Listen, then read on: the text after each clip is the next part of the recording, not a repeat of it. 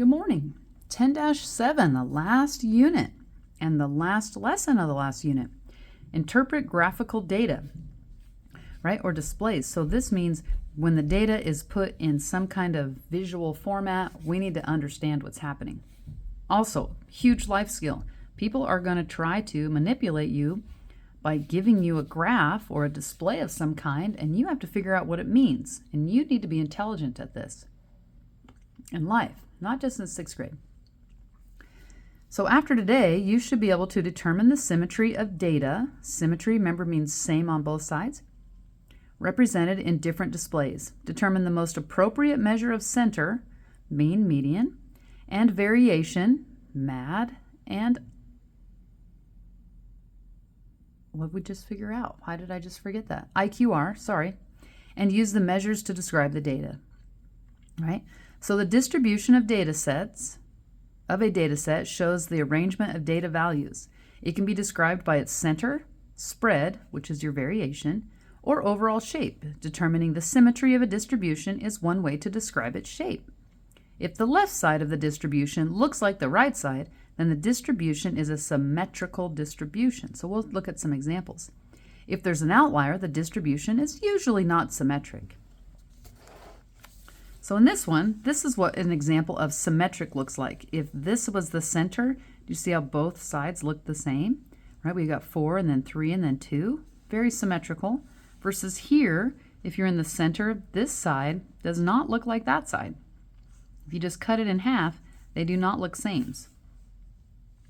The shape of a data distribution tells you which measure of center and measure of spread are most appropriate to use. Is the data distribution symmetric? So if it looks like this one, then use the mean to describe the center. So here we should use the mean and the MAD. If it is not symmetrical, use the median and the IQR. Okay, we can probably remember that. So we've got a dot plot. Let's do some interpretation. First, is this symmetrical? Boy, it looks pretty close, right? Except for that's way out here, and there isn't one over here, and that's a little big compared to this. Okay, so choose the appropriate measure of center. Well, if it's not symmetrical, then we should use the median and the IQR.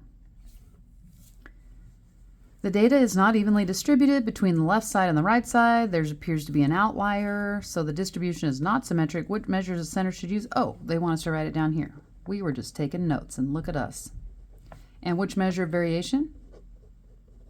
Okay. Well, that was easy.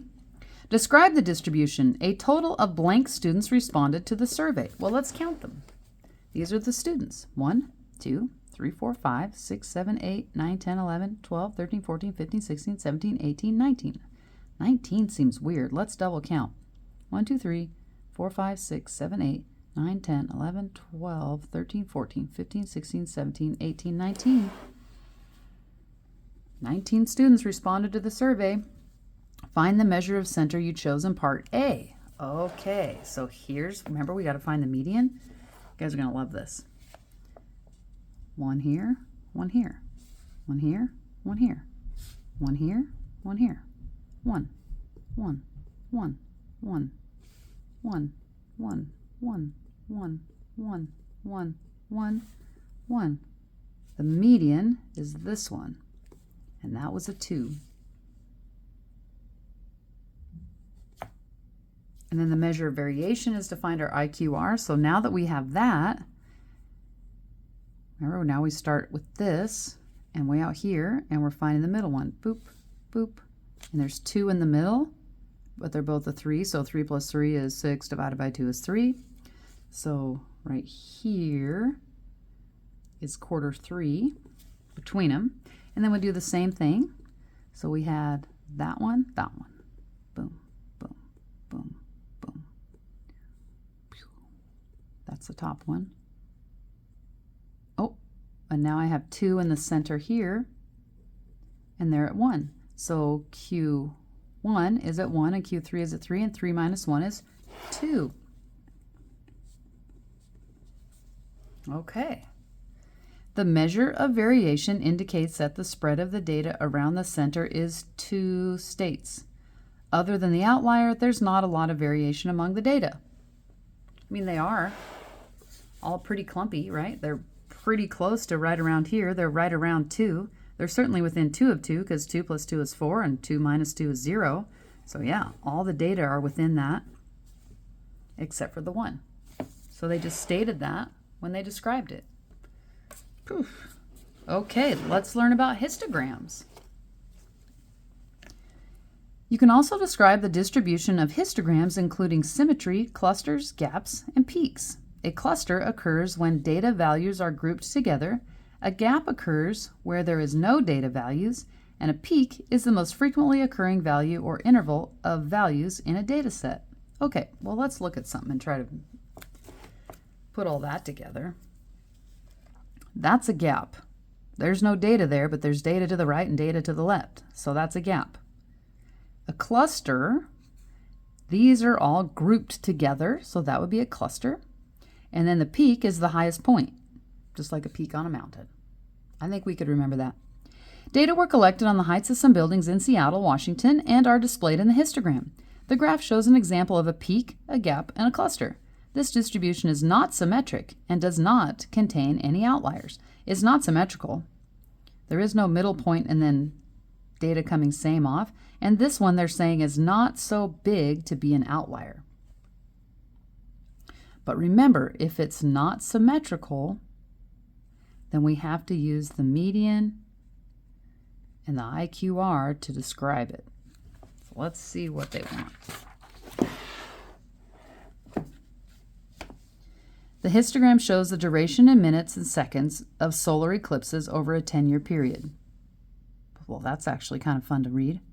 There's a gap, there's a cluster, and here's the peak. Identify any symmetry. Is this symmetrical? No, there's nothing in the middle and then the same thing's happening on either side. So it is not symmetrical. Clusters and outliers. Maybe an outlier, but probably not.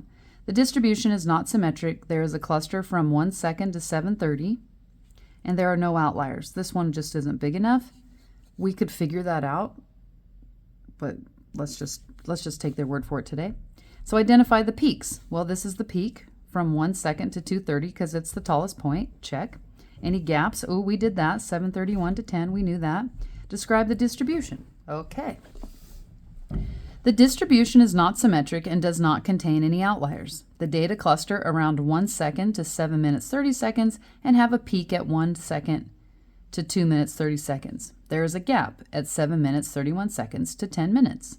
All I did was put all these words that went from all this math, right? So again, Mathlish to English. All the time I'm telling you we have to do this. All right, let's practice one. Actually, we're not going to practice one because this lesson there's quite a few that we got to get through. So let's just work through them. Now we have box plots. Although a box plot does not show individual data values, you can still describe the distribution of data. Box plots are constructed using the median and interquartile range, so use those measures to describe the center and variation of the data. Because a box plot does not show individual data values, the mean cannot be found. You cannot find the mean from just a box plot. You have to have the information behind making the box plot to find the mean. Unless the data are perfectly symmetric, in this case, the mean and the median have the same value. Perfectly symmetric because it's the same this way and the same that way, so the mean is the median. Box plots do indicate symmetry. If the whiskers are all the same length, and the median line divides the box into 2 equal-sized boxes, the distribution is symmetric. So see how 1, 2, 3 lines this way, 1, 2, 3 lines this way, symmetric. If the boxes and whiskers are varying lengths, then the distribution is not symmetric. So look at this box is only 2, and this box, 1, 2, 3, is 3. Not.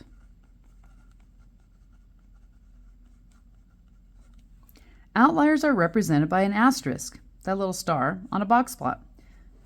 Oh, sorry. Whiskers will not extend to outliers, but instead to the previous or next data values. So then this is symmetric if you exclude the outlier. So let's practice that. The box plot shows the daily attendance at a fitness club. Do these look symmetric? Well, this already looks smaller than that, so I'm going to say there's no symmetry. Oh, look at this. Ha ha ha ha. We're so good. Describe the distribution of the data, including any symmetry, outliers, measures of center, and measures of variation. Well, does it have an outlier? Yeah. Oh, look. The data contains an outlier, 110 people, indicated by the asterisk. Check. We did that. The median is 70, because the median is Q2 is 70. This means that for half of the days, the daily attendance at the fitness club was below 70, and for half of the days, the daily attendance was above 70. Well, that makes sense.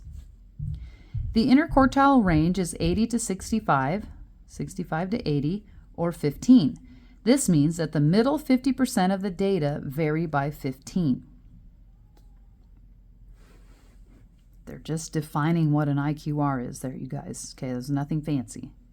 The left box is the shortest. This means that 25% of the data is between 65 and 70 people, and these data values are closer together than the data values in the other box. Ta-da! I mean, we don't even have to know what we're talking about, but this is also true here.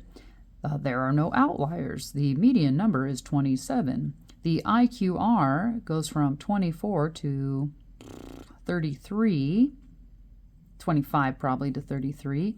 What's 33 minus 25? 8. The quarter 2, or left side of the box, is smaller than the right side of the box. You see how you guys could totally do that, okay?